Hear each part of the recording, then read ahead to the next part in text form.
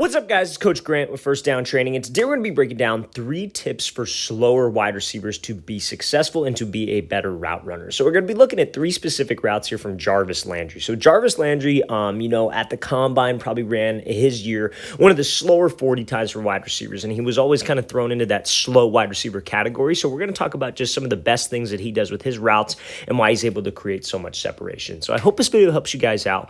But also, fellas, if you're a wide receiver and you want to train with us this offseason, we are traveling out to 4 more states for 2-day-long QB and wide receiver training camps for the remainder of this year. So next up on our travel list, we're coming out to Dallas, Texas. That camp is completely sold out, but then you'll have the opportunity to come train with us in Nashville, Tennessee, Salt Lake City, Utah, and Los Angeles, California. So if you guys are interested in that, local to one of those 3 cities that we have still available, check out that very first link below, fellas. We'd love to have some work, get some work in with you guys.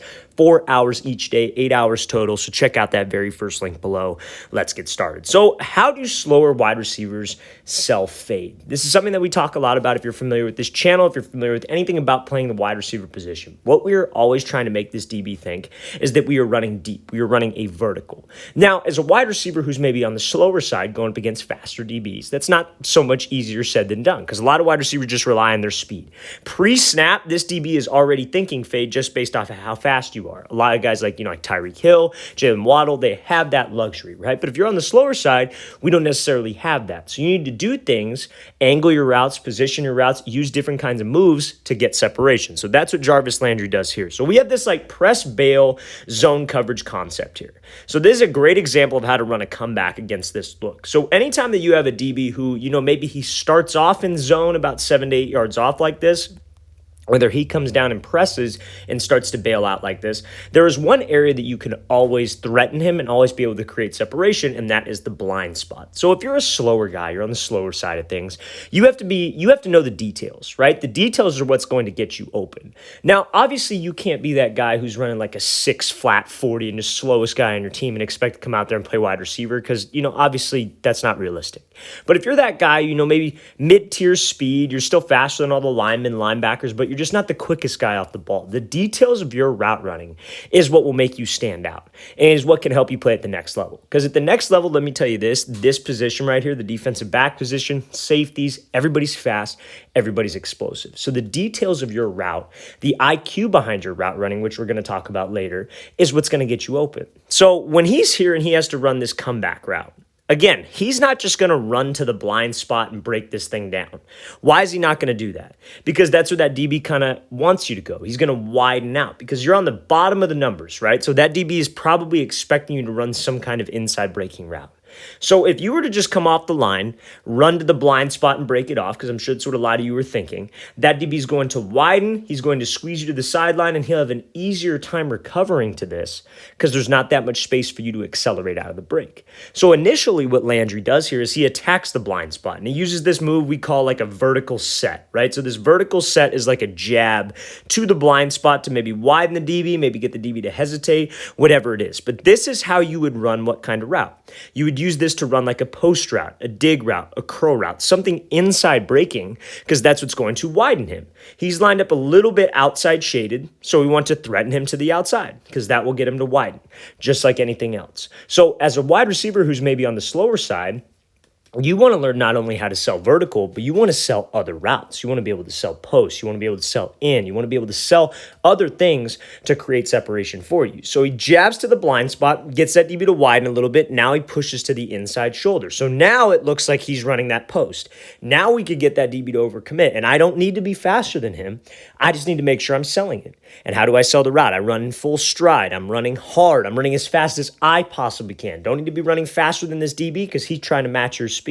As long as we don't give any indicators, I should be able to create separation. As long as you're running hard, this DB is going to be keeping up with you, right? Whether you're faster than him or not, as long as we can get him to run and not anticipate when I'm making a break by chopping my feet, raising my pad level, I don't care how slow you are, you'll be able to get separation. So what he does here is then he snaps this thing off, snaps down on a dime, and he's able to accelerate out with space to go run back to that ball. So all of these things showcase something that a slow wide receiver can do.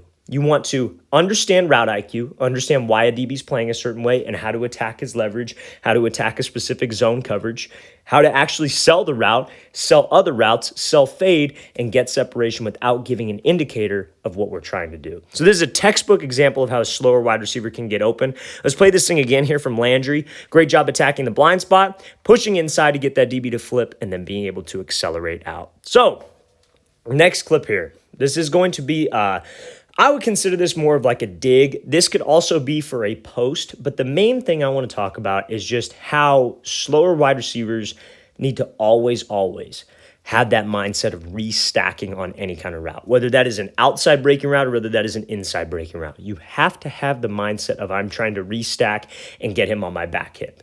Very similar to what we talked about how I don't have to be faster than this DB. He's reacting off of me. So if you can get in a position where you restack and you're directly over the top of him, he's not going to try to run around you. He's going to have to stay on that back hip. So how do we get to that position? So let's talk about it. So Landry goes with this like kind of triple step release, dips that shoulder over the top, and then is able to break it off and get some space. So when you get to this position right here, this restack, this is set up from your press release. Now, doesn't necessarily guarantee that you're going to get open. You have to do a lot of things to sell the route. You have to do a lot of things, with the break point to get out of the route efficiently.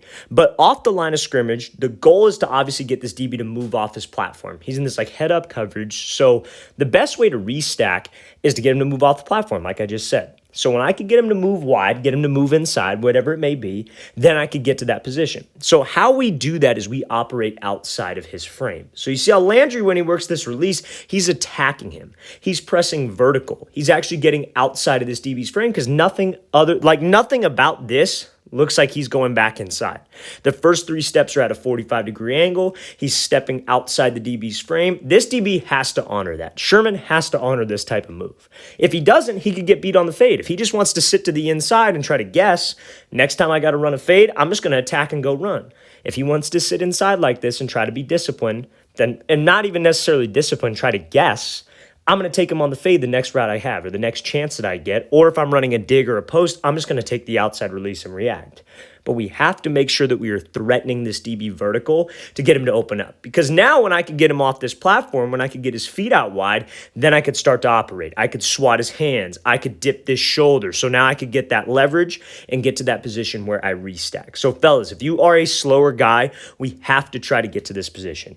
Restack every chance you get, because that forces the DB to have to play at your speed. When he's trailing your back hip, he has to play at your speed. He has to try to read your body language. And then when he has to read my body language, I could do something like this, throw a hard cut outside, angle my upper body outside so I could get that separation and accelerate out. Fellas, when we restack, he is playing at our speed. I don't need to be faster than him. I just need to make sure that I set him up with my release off the line so I can work to restack and get him to play at my speed. Let's play this thing again, full speed one more time. Great job by Landry attacking outside his frame, attacking on a 45 to move Sherman, get him off the platform so he could restack and get open. So now, as a slower guy, one of the things like when you're like, let's say maybe you're like the high school level, youth level, and you want to get recruited to play college ball, you're going to be going up against like the competition that you're going to have from other wide receivers across the country is you're going up against some very tall, very fast, very physical wide receivers. Now, the area that a lot of wide receivers lack is that they lack the football IQ to be successful at the next level. That's why not every single Division I recruit, guys who are going to, Georgia, Alabama, that's why all those guys, not every single one of them pans out and makes it to the NFL as a first-round pick, making millions of dollars, right? A lot of them do, for sure, but a lot of them don't. And the reason why that is because they lack the football IQ to play at the next level. So if you're a slower guy, you're a shorter guy, maybe you're just not the most athletic guy, you having a high football IQ can give you a leg up on the competition. So this is a great example of that from Jarvis Landry. So he's going to be running a 5-yard out. So this 5-yard out is very interesting because he's going to be doing like kind of a slower paced skip release. So when you do this like slower paced skip release, it takes a long time. If this was a video where like it was a it was a shot from like the end zone view or like a view from behind, and we didn't see what the quarterback was doing, and he did this like long release, everybody would be like, oh, that takes too long. That's never going to work in a real game. But you have to know the situation. You have to know the entire play concept as a wide receiver to be successful. So let's play this thing full speed. I want you to pay attention to him right here at the bottom of the screen. Takes this slow release, gives a crossover, and then he's able to make this catch. Now, let's take a look at the quarterback's footwork here. He's going play action. So if I'm running this 5-yard out and I get out of there too quick, what do you think's going to happen? If he's already running this 5-yard out and he's already came out of this thing, then that quarterback, Baker Mayfield's looking left. That's his first read over here. Then he comes back to Landry on his second read.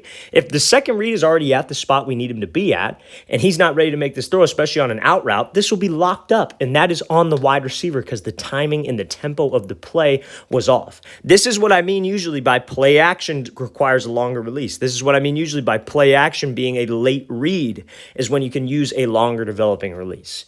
You got to know the time and place for the different techniques that we work.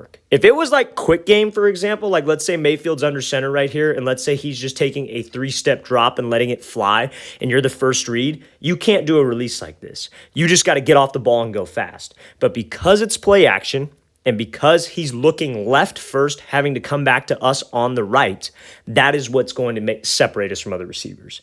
If you can understand this, fellas, as a slower guy, you can understand this as maybe an undersized guy, guys who don't fit the mold, don't fit that like prototypical Division I prospect, this can give you a leg up. Because a lot of guys don't get this. A lot of guys just think every single route is the same. Oh, I'm running a slant, it's the same thing every time. Oh, I'm running a 5-yard out, it's the same thing every time.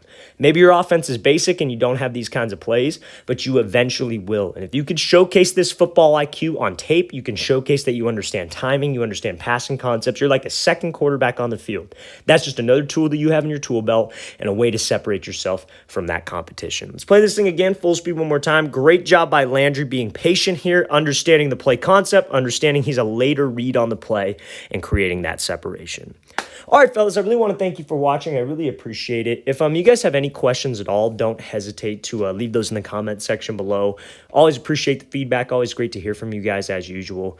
And again, fellas, if you'd like to get some work in with us, we are traveling out to 4 more cities and states across the U.S. We're coming out to Dallas, Nashville, Salt Lake City, and Los Angeles. So check out that very first link below if you want some more information on that. I'll see you guys next time.